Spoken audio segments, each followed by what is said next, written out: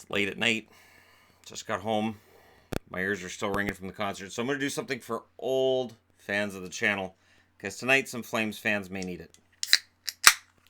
There you go. Don't say I never take requests. It's been requested a lot lately. My videos used to always feature that opening of a pop can until people kept complaining, so I stopped. But there it is just for this one video.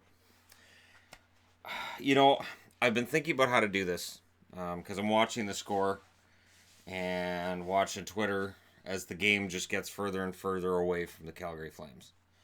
So to start off the game, Colorado, they're ending it.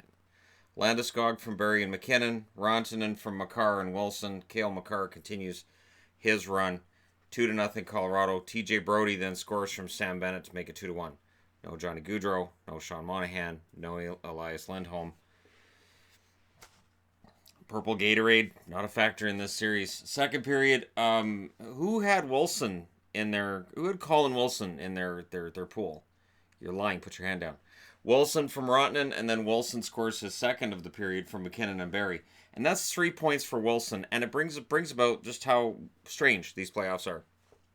Third period, Rantanen scores his second goal of the game, his third point from Barrie, who had a good game. 3 assists for him, and McKinnon, who had 3 points as well, makes it 5-1.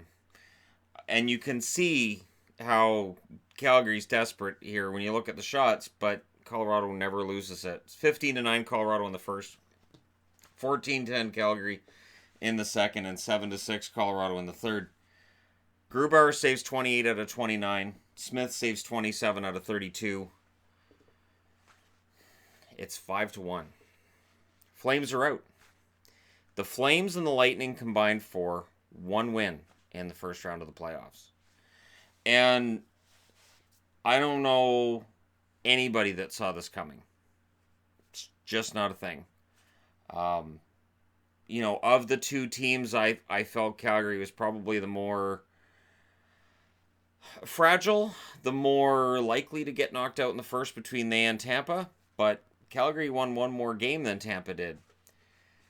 Colorado, this is the first time in a while they've gotten out of the first round. And congratulations to them. I don't know the exact year. I was planning on checking when I get home, but I didn't know it was going to be this late. So it's a matter of trying to get this put together. And just, I don't even know if the time matters as much. It's a historic season. And, you know, how many years have we seen where a team might be able to load up at the deadline and a general manager says, yeah, we probably could have added some players. We probably could have got into that second wildcard spot. But what's the point of just making the playoffs just to get killed in the first round? Brian Burke was a big fan of saying that when he was Vancouver's GM, and then he did it again as Toronto's GM. Why would you try to make the playoffs just to get killed in the first round? It doesn't make any sense. Just don't worry about it. You're going to miss the playoffs. You're going to miss the playoffs. That last playoff spot, it's a rarity that it means anything. And they're not wrong. GMs who've said that in the past aren't wrong until now. The regular season means 0. And we have seen that time and time again. And what this does is it really opens up the playoffs. Now, for fans like in Washington or Vegas or any team that's currently still embroiled in a series is looking at this and licking their chops and thinking, oh, the rest of the playoffs should be easy. I don't think the unpredictability ends with round 1. Because we're going to see some weird matchups. We could see Columbus and Toronto in round 2. I don't know anybody that had Columbus and Toronto in round 2.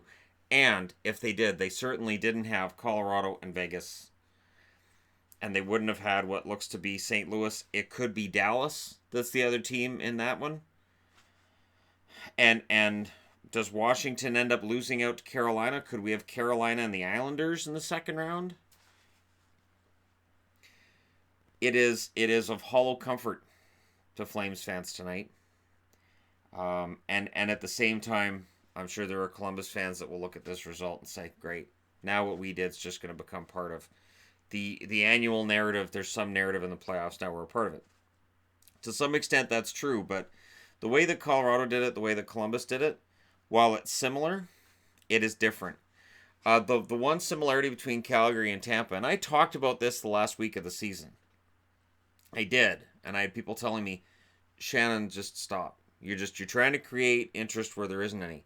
How many people told me those games at the end of the year don't mean anything? So when Calgary would lose a game, or Tampa would lose a game, and I'd say this game was kind of ugly, people would say, Shannon, it doesn't mean anything. They rested players.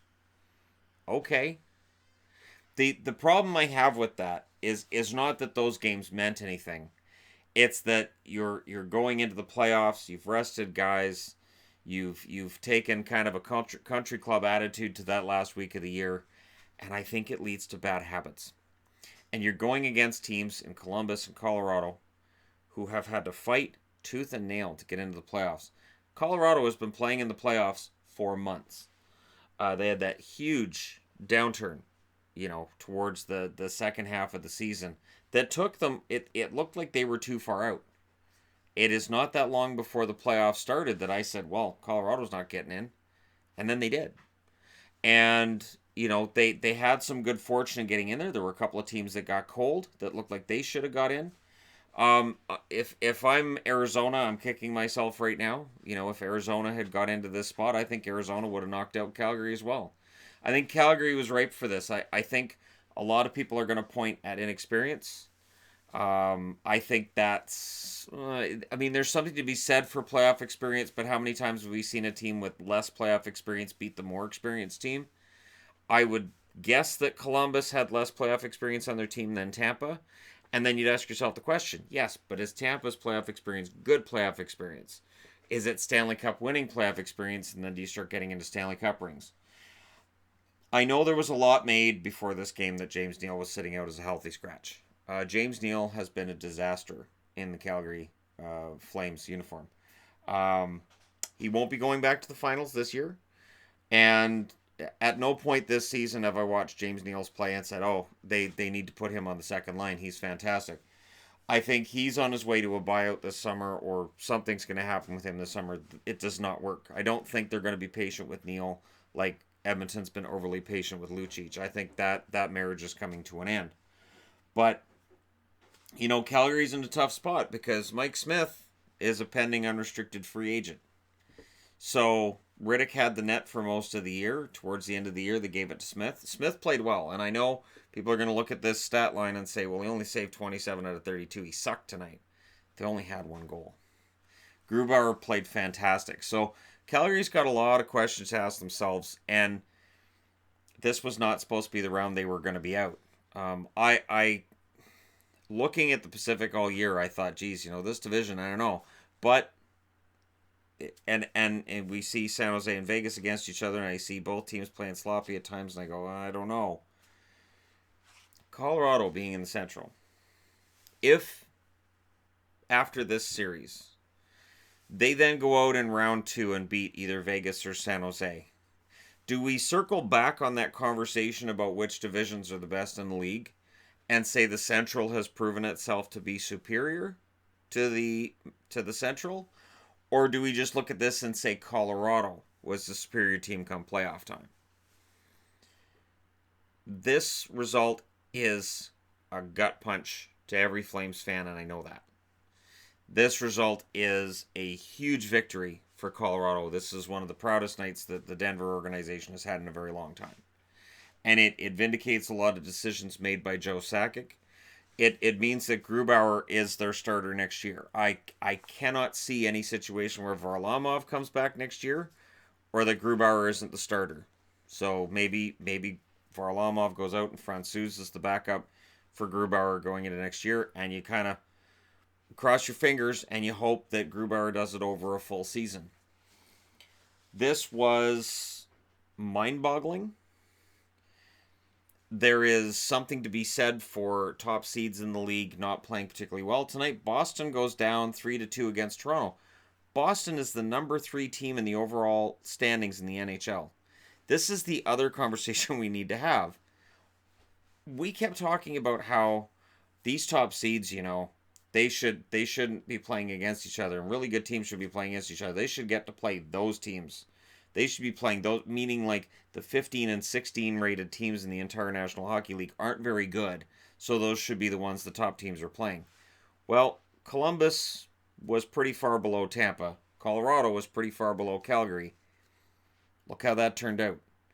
There is no easy round in the Stanley Cup playoffs. If you don't come ready, if you're not focused, if the other team wants it more than you do, you're going home. It doesn't matter where they finished in the standings, and it doesn't matter where you finished in the standings. This is a playoffs that really changes the whole conversation. So I would hope that all of the talk of, oh, we need to revamp the playoffs and make it 1 versus 8 and blah, blah. I would hope that these rounds, or this round and some of these matchups, have proven that that's silly talk now, because there's no easy teams. So congratulations to the Colorado Avalanche.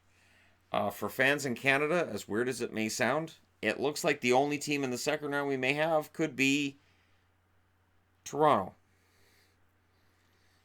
That's strange, but it's happened before, just not for a long time. Winnipeg still can come back against St. Louis. I'm just sensing that 6 games in a row won by the road team, it starts to get really, really difficult to foresee that. But these playoffs have been crazy. So there you go. Colorado's in the second round. They await the winner of Vegas and San Jose, which will be played. Game 6 will be played in Vegas at 4 p.m. Locally, so that's 7 p.m. Eastern on Sunday, Easter Sunday. So Colorado faces the winner of that series. I did not see that coming. And I have to say, these playoffs have really been fantastic. And it is the first playoffs I can remember where, even though teams I cheer for, one of them's likely going home after Game 6.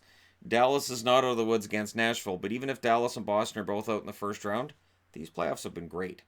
So there you go. Let me know your thoughts in the comments section below as always. Don't forget to hit like and subscribe if you're browsing your way through. You just happened upon this video and hey, all the brackets are busted. Thank you guys so much for watching. I'll talk to you again soon.